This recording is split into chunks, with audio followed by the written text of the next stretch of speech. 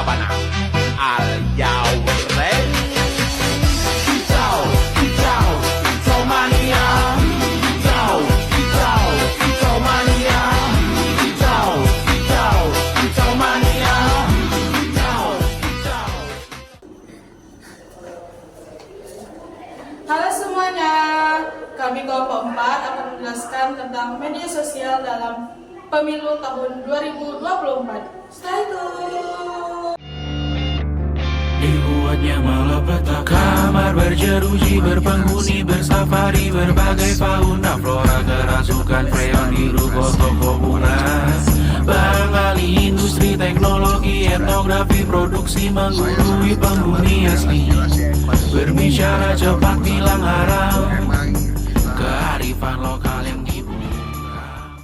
Jadi kesimpulannya, sekarang ini media sosial bisa dibilang jadi forum utama sebuah politik. Apalagi di Pilpres 2024, sekitar 78% orang lebih banyak dapat info dari sana dibanding di tahun sebelumnya. Konten politik yang dikemas santai dan menghibur bikin media gampang tertarik dan paham. Dari sisi pengaruh, media sosial juga kuat banget, terbukti dari angka korelasi 0,740 yang menunjukkan hubungan besar dengan meningkatnya kesadaran politik. Strategi digital jelas lebih cepat, murah, dan interaktif dibanding iklan biasa. Tapi, gak semuanya positif. Di satu sisi, media sosial bisa bikin pemula jadi lebih ikut politik. Tapi, di sisi lain, juga gampang banget jadi tempat penyebaran hoax dan narasi emosional yang ujung-ujungnya bikin masyarakat takut.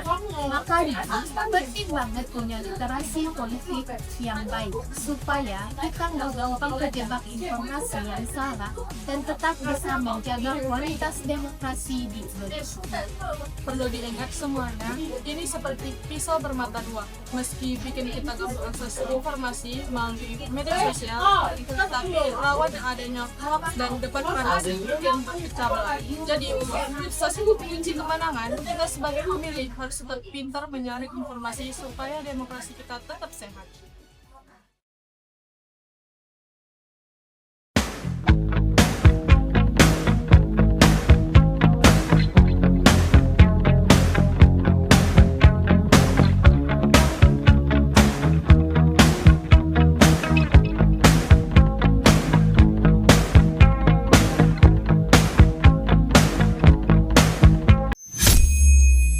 Laban al Yauren.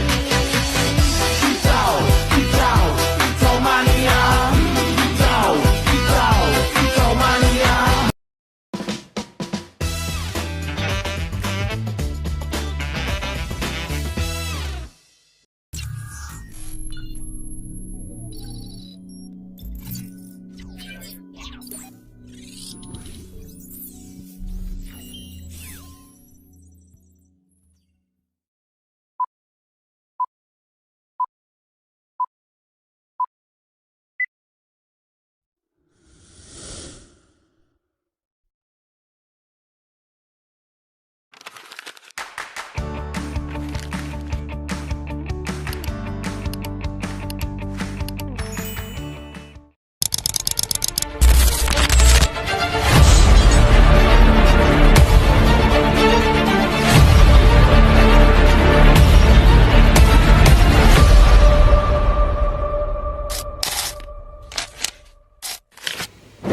Assalamualaikum warahmatullahi wabarakatuh.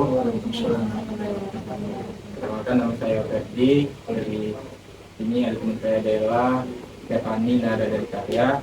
Kami dari mahasiswa Umrah dari Prodi Ilmu Pemerintahan, ada tugas wawancara mengenai sistem politik, Pak. Di sini kami ingin bertanya-tanya mengenai RT ya? Tugas RT.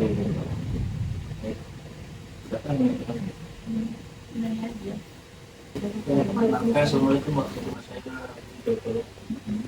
Tinggal di Jalan Jawa nomor 154 Pinata Bandi, Jalan ya seputar baik gurunya RT ya. Silakan. Selama masih menjabat. Mungkin itu aja. Assalamualaikum warahmatullahi wabarakatuh.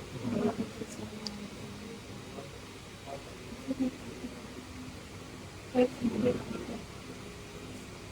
Pak, pertanyaan pertama, bagaimana waktu proses pengambilan keputusan, Pak, atau pengambilan kebijakan di lingkungan RT, Pak? Ya, untuk mengambil kebijakan sih memang sih itu memang minta kebijakan saya, tapi saya enggak kemungkinan juga melibatkan warga saya, jadi minta usulan ke warga saya bagaimana pendataan kebijakan ini layak apa enggak, baik apa enggak, saya minta pendapat juga dari warga. Berarti komunikasi sama warga juga? Ya, tetap kita komunikasi, saling minta pendapat lah, meskipun saya sebagai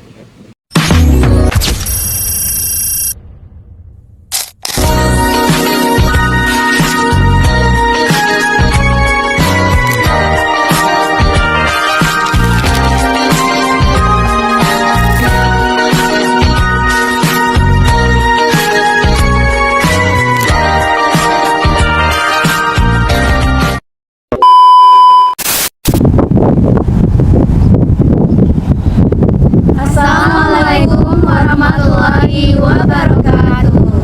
Halo semuanya. Halo sobat ilmu pemerintahan. Kami dari kelompok 2 yang dimana di sini kita berada di Pelabuhan Sri Bintang Pura yang khususnya ada di Tanjung Pinang, Kepulauan Riau. Nah teman-teman, sebelum ikutin lanjutan cerita kami atau kisah-kisah menarik terkait apa sih yang ada di Pelabuhan Sri Bintang Pura ini, yuk kita perkenalan diri terlebih dahulu. Ayo ikut kami. Ayo.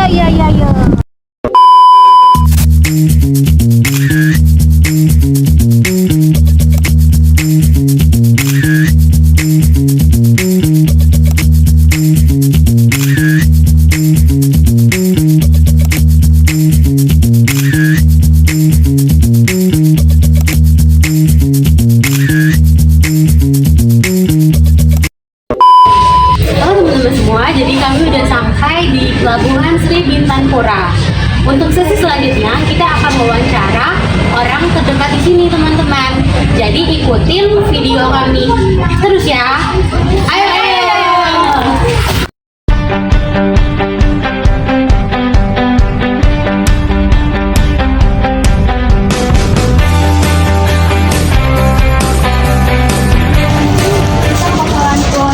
Iya, betul. Langsung tapi di sini dulu. Sebelumnya mohon maaf mengganggu waktunya. Jadi kedatangan kami di sini ingin mewawancarai Abang. Apakah Abang bersedia untuk diwawancarai? Oh, boleh. Sebelumnya perkenalkan dulu, kami dari Universitas Maritim Raja Haji. Kami dari Prodi Ilmu Pemerintahan.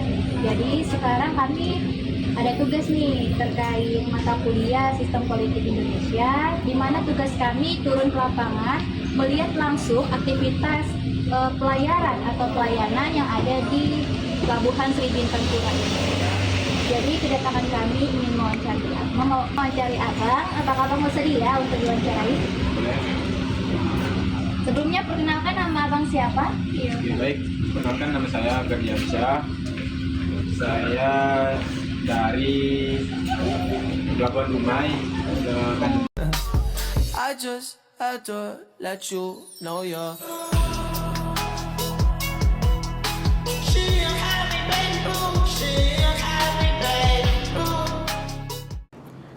Pendekatan struktural fungsional memandang masyarakat sebagai sebuah sistem di mana setiap bagian saling berkaitan untuk menjaga keseimbangan sosial.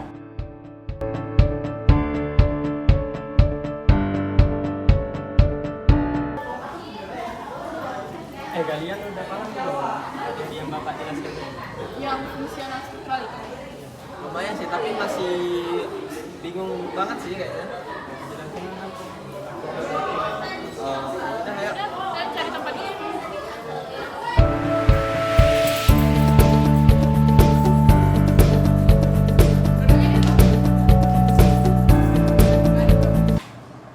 Kalian tahu nggak pendekatan setahu aku tuh kalau nggak salah teorinya tuh kayak satu masyarakat yang isinya tuh bagian-bagian yang harus saling bekerja sama. Gimana sih? Contohnya bukannya kayak sekolah, masyarakat, pemerintah, semua itu kan sudah diatur masing-masing ininya urusannya biar masyarakat itu berjalan dengan baik nggak sih? Harusnya iya. Oh, jadi setiap bagian mempunyai peran pentingnya. Iya, benar. Kalau ada satu yang nggak berjalan dengan baik itu masyarakat bisa juga ikut kena dampaknya.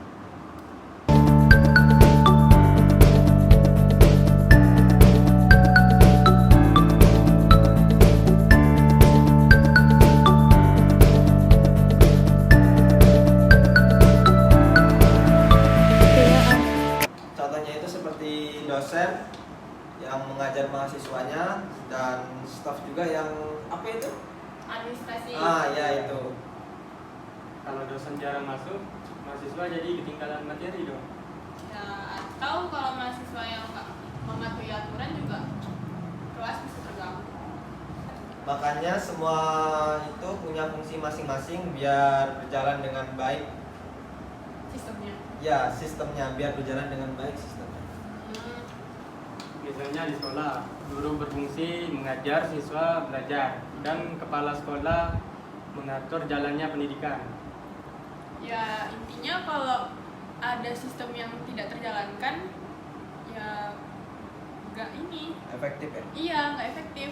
Misalnya satu sekolah nih kan, ada siswi yang tidak mematuhi aturan. Ya kayak nakal lah. Pasti semua kegiatan di sekolah tuh siswa-siswinya bakal terganggu. Nggak efektif belajar. Pokoknya nggak fokus. Jadi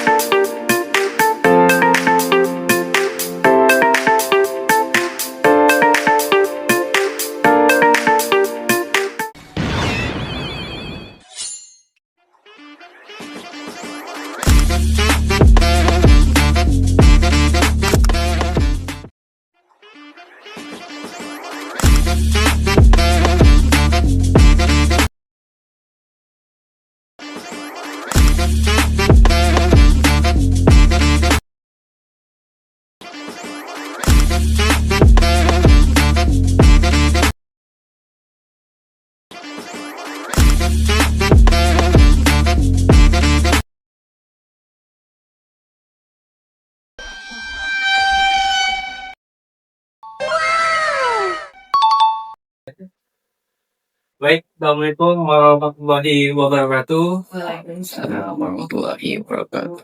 Baik, selamat malam Ibu. Baik, perkenalkan kami dari mahasiswa-mahasiswa dari ilmu pemerintahan. Baik, kami sedang melakukan penelitian mengenai peran media sosial dalam pemasaran politik digital. Baik, kami meminta sedikit waktu Ibu untuk kami wawancarai. Baik, sebelum memulai izin kami menanyakan data singkat. Siap, berupa nama dan pekerjaan Ibu saat ini. Sebelumnya saya ingin mengucapkan terima kasih kepada adik mahasiswa semua udah mau main ke rumah saya silaturahmi. Tentunya di sini kita lebih sharing ya, sharing mengenai tema atau topik yang telah disampaikan sebelumnya. Izinkan di sini saya juga memperkenalkan diri. Nama saya Risnawati. Saya bekerja di Pemerintah Kota Tanjung Pinang, tepatnya di Sekretariat Daerah Kota Tanjung Pinang di bagian pemerintahan. Selain bekerja di pemerintahan, saya juga seorang tenaga pendidik di Sekolah Tinggi Ilmu Ekonomi Pembangunan Tanjung Pinang. Mungkin itu aja background-nya. Ada lagi dari biodatanya cukup lah ya? Cukup. Baik, langsung kita mulai sesi pertanyaannya. Baik, izin Ibu. Seberapa sering Ibu menggunakan media sosial dalam kehidupan sehari-hari? Misalnya seperti membuka Instagram, Facebook, atau TikTok untuk melihat berita atau berita hiburan atau informasi lainnya. Kalau ditanya berapa sering, kayaknya sangat sering ya. Bahkan di zaman sekarang ini, dengan kecanggihan teknologi, kayaknya bukan hanya generasi muda saja, bahkan generasi-generasi yang old pun tidak menggunakan yang namanya media sosial.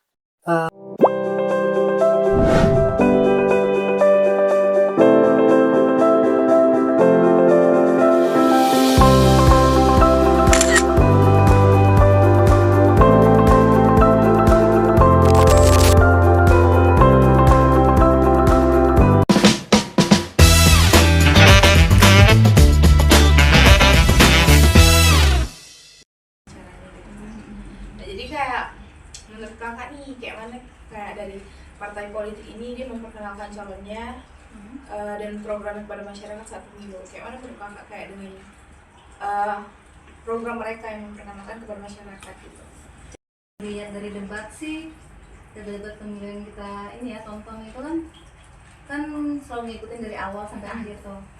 Jadi emang dari visi misi yang untuk pemerintah sekarang emang ada sih, misalnya kayak MBG itu emang berjalan, tapi kan banyak hal yang tidak sesuai sama jalurnya, yang terus terang masyarakat umum tahu lah gitu kan. Tapi tetap aja berlaku gitu. Padahal kan awal-awal janji kan kayak misalnya akan kerja sama misalnya dari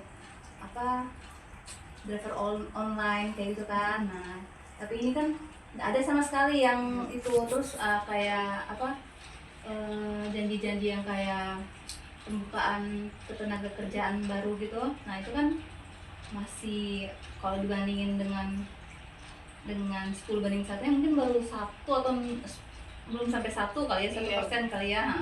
Karena kan masih banyak pekerjaan yang walaupun bisa kerja tapi tuh kayaknya nggak sesuai sama UMR ataupun gajinya emang minim gitu. Untuk gaji guru aja kan masih kita kan tahu ya. Kebetulan saya dulu kan guru jadi ngerasa banget gaji guru tuh emang tidak sesuai banget sama yang ini ya, yang kita jasa yang kita kasih gitu.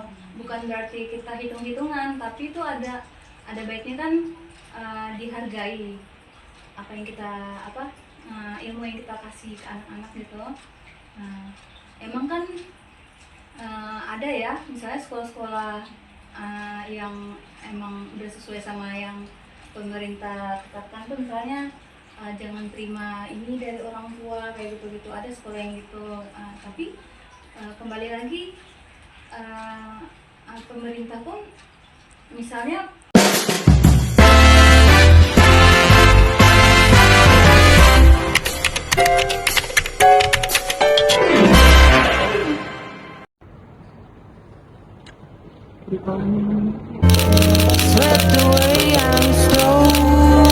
Yusuf Kala menekankan pentingnya keterbukaan informasi di negara demokratis. Publik harus mengetahui apa yang dilakukan pemerintah, baik di pusat maupun di daerah. Bahkan masyarakat harus dilibatkan untuk berpartisipasi dalam pembangunan. Dalam suatu negara yang seperti ini, partisipasi masyarakat juga luas. Guys, BTW kalian 2029 ini benar milih siapa? Kayaknya aku golput deh nanti.